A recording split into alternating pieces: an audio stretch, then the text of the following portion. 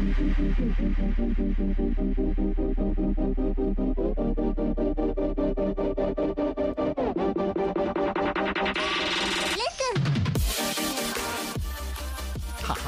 didn't think we would leave you, even though Corn's not here, without a recruiting update, did you?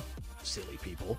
We're always going to have recruiting. We've got it covered 24/7 up at SportsTalkSC.com, on Twitter at SportsTalkSC, and, of course, every night here on Sports Talk, brought to you by our good friends over at Seawells, wrapping up this week's edition of the Daily Buffet with a roast beef Friday that I didn't get a chance to enjoy. Smitty, I was thinking about this earlier today. We need to get Seawells to have a satellite campus, just to have a satellite buffet on this side of the state, whether it be in Myrtle Beach, down towards Charleston, somewhere in the Low Country or the Grand Strand, so you and I can get to enjoy it about the same amount of times that Phil and Josh get to over in Columbia.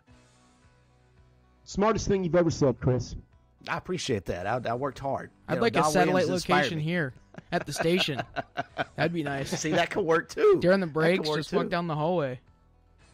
You know, the past 2 nights we've had Don on, I have been inspired because he told me last night my question was above average, and tonight he's told us that the guys from Gwinnett did a nice job filling in for Corn. I feel inspired heading into the weekend. So we'll see if we're worthy of that high praise from Don Williams as we break out tonight's edition of Recruiting. Probably saw this a bit earlier today. If you have not, Sumter defensive end Anthony Addison announced his commitment to the Gamecocks via Twitter a bit earlier today. He had visited South Carolina Saturday to watch the Gamecocks' first major scrimmage of the spring, saying, quote, "They've told me I can come up anytime, so I went up there and got to watch them practice and just strengthen my relationship with the coaches even more," Addison said. Got to get to know some of the players a whole lot better. It was a good visit. Addison posted 6 sacks, 25 tackles for loss in his junior season, helping Sumter to finish 11-2.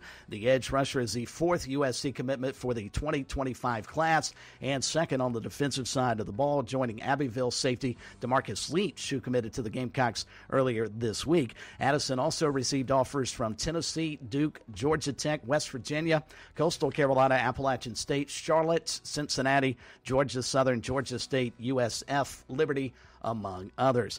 USC has offered 2026 defensive end Cameron Brooks out of Thomasville, Georgia. Furman transfer guard J.P. Pegues committed today to Auburn over South Carolina, among others.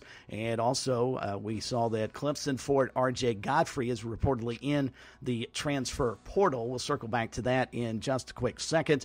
And also another basketball note, Jamie Shaw of On 3 reporting Friday morning that 6'4" Wisconsin transfer Connor Essigan will visit the Gamecocks this weekend. He did not start a game this season, averaged just 3 points per game, down from 12 points per game as a freshman. But, of course, you know head coach Lamont Paris has plenty of connections with the University of Wisconsin and their basketball program. And that is our look tonight at recruiting, presented, as always, by our friends at Seawells. But, Smitty, back to the R.J. Godfrey news. He is now the 3rd player from the Tigers to announce into the transfer portal since they reached the Elite Eight. I just found that fascinating that you've got a program that did so well this season but can't seem to keep the guys that they will need going to next season to possibly build on that. Yep, I think maybe P.J. Hall was holding this team together. It's tough. It's tough to figure, though, because Clemson had so much success, but success does not always breed consistency.